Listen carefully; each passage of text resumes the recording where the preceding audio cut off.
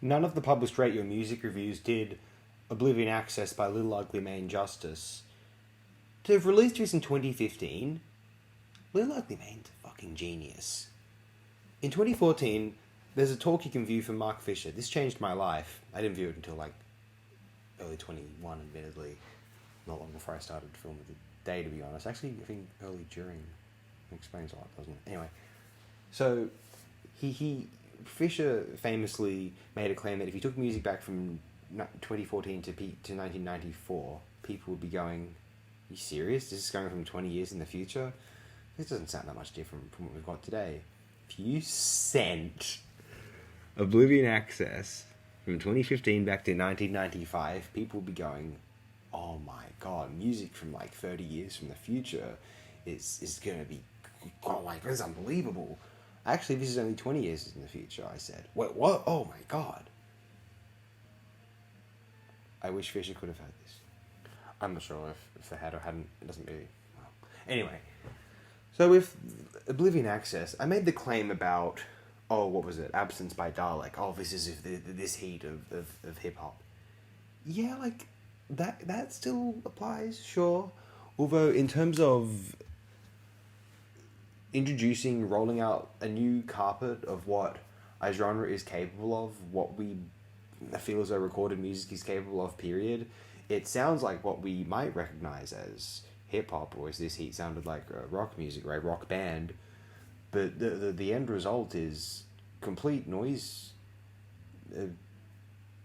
cacophony. But it's one of the most beautiful and admirable, awe-inspiring cacophonies ever composed.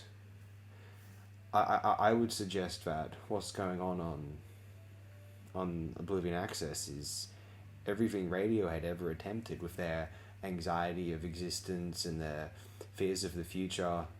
Oblivion Access might be better than any of the Radiohead albums, even their best album, which was The King of Limbs, as we all know. I'm reading the reviews and I'm thinking, did we hear the same album? You heard the lyrics, and the lyrics are very impressive and good acts of, introspection and analysing one's depression. Seems to have been a common theme on certain acclaimed hip-hop releases afterward. I wonder if Earl Sweatshirt heard this album and inspired some rap songs. Well, this is the same... Oh, excuse me, I think... I Hate Myself may have been the same year as this. I don't know which came out first. Little Ugly Mane had been... The third side of tape hints at materials such as this lyrically, although this is just a full deep dive. This is like pages of the diary that he hadn't showed anyone yet and wasn't intending to. And I'm sorry he felt this way, although I'm very glad he released this album because it's made my life a heck of a lot happier. I will say that. The sonic experimentation on this album, I have to imagine the people not giving this album good reviews are people who think, they hear experimental music and they go, "Oh, I don't know how to feel about it." In a kind of, I don't know if I can give it a positive score. I have to analyse all this stuff and see, does it deserve a 10 out of 10? Is it technically perfect? And it's if you like it, you like it. If you don't like it, you don't like it. I mean, if you don't enjoy experimental music because you just, you find it tedious or alienating, so be it. But don't pretend that's you wonder if it's a valid rule to give something 5 stars or not. That's just, is that even fun? Why even listen to music at that point? But if any album demonstrates that the 2010s had a unique sonic flavor or had the potential to unleash one upon listeners, and that wasn't just this garish, oversaturated, disgusting pop garbage which we'll probably associate popularly with the 2010s sounding like, or the kind of trap indulgence of the later part of the decade. If the 2010s had a unique, interesting, futuristic sound, that sounds like something that we would hear and want to acclaim from, bands like what Radiohead is striving to achieve with their, this is what the future's going to sound like, or this is a very contemporary album sheen you get within Rainbows. Well, I think we can doubly make this claim for what 2015 felt like. I turned 19 in 2015. It felt like Oblivion Access. It really, really did. I didn't hear this album until rather later, at least 5 years on, but man, this is one of the more captivating albums that I've heard from the 2010s, to be sure. Fans of any attempts at experimental music in general, sincerely, Little Ugly Mane's Oblivion Access is glorious. I don't know if those who are into that world have turned their nose up at Little Ugly Mane album just because he seems like a fairly well-known artist. Maybe they do already like this. I don't know. Those who might like, oh yeah, I like experimental music. I mean, open to mind to this and that, and music concrete and that. But they turn their nose up at hip hop for one reason or another. No good reasons probably. I mean, look, if you don't like rapping, you don't like rapping. I guess. I mean, it's a lot more thought is put into those lyrics than the average lyrics of any other genre. But like, whatever. I guess to those people. I mean, even if you are one of those people, I don't care. Give Oblivion Access a go. If you think, oh yeah, I'm open-minded, I like experimental music. Oh, no, I don't like hip-hop. Well, despite not liking hip-hop, you'll find something to enjoy on this release. And if you don't, well, I mean, I don't know. Like, you got no imagination, I would suppose. Well, you're a square. You're not a square, are you? I'd hope not. You'd hope not. No one wants to be a square. Little Ugly Mane, Oblivion Access, bowling me over. Listen to it to find out what all the hype is about, if you're so inclined. Thanks again, my friends. I would recommend keep an ear out for one track in particular known as Collapse and Appear. Possibly the track of the 2010s. Really just bowls me over. You have to understand, our idea of futuristic has shifted from something utopian to something more cerebral, mental, something we feel. It's not so much about the surroundings anymore. Technology is pretty futuristic from a 20th century perspective at this stage, so the future arrived, but the feeling, the pathos of being in the future didn't arrive, we could suggest. So what does this future feel like if the surroundings are there, and we can describe the surroundings, but how do the emotions feel? I'll give a quick answer that isn't just listen to Oblivion Access. Although that would be a more effective and articulate means of finding that out rather than listening to what I'm about to say here. It feels like the possibilities are potentially limitless, although any possibility you attempt, you can imagine a niggling feeling in your own brain, or well, it'll originate in your own brain, but it's very easy to imagine, yourself coming up with a reason not to do something, why it's potentially a dumb thing to do, and as opposed to the millions of other things you could be doing. Or, and this is still in your brain obviously, but it's as an external factor, you imagine someone else, a past experience or hypothetical future experience based upon a past experience. Someone's going, why are you doing that? You could do this instead. You're not following the rule book of the proper way to do things. You're supposed to do this way.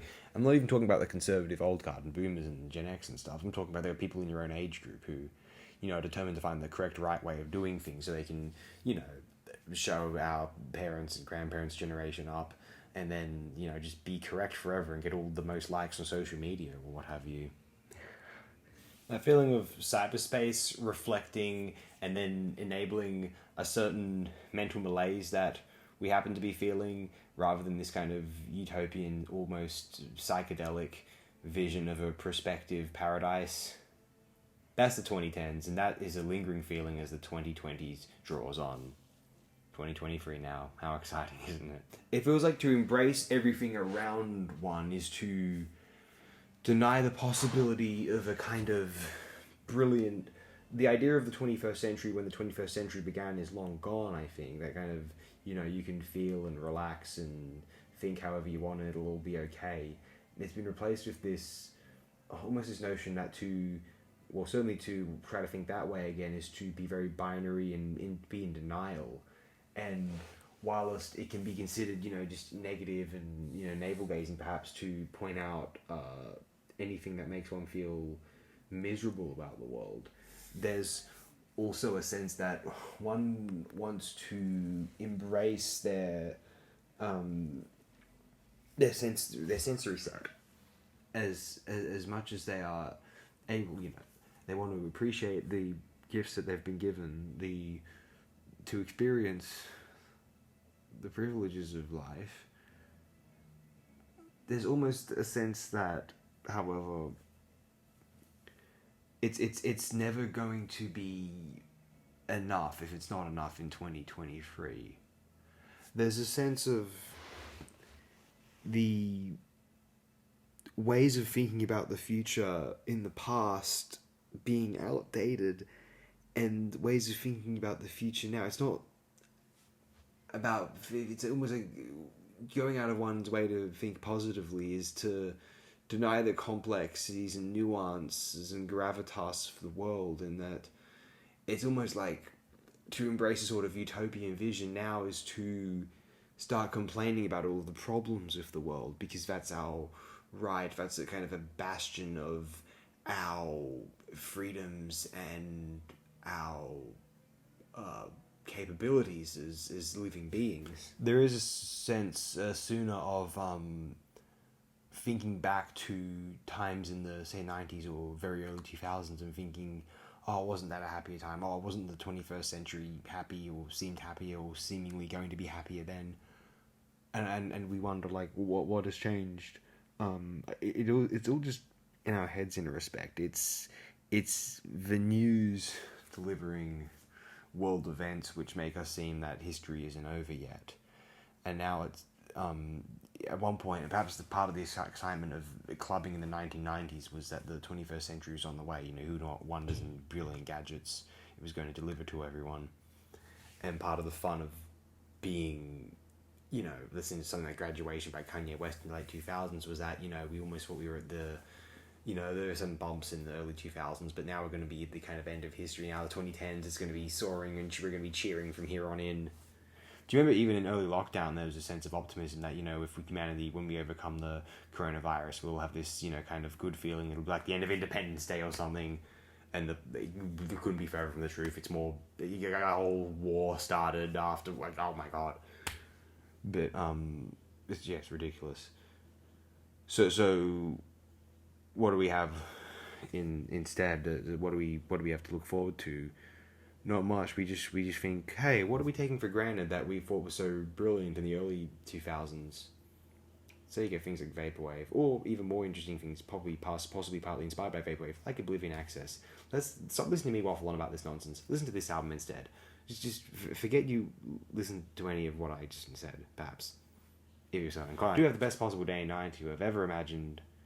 To assist in that prospect, listen to Oblivion Access by Little Ugly Man. Thanks again, my good and dear friends. Appreciate it.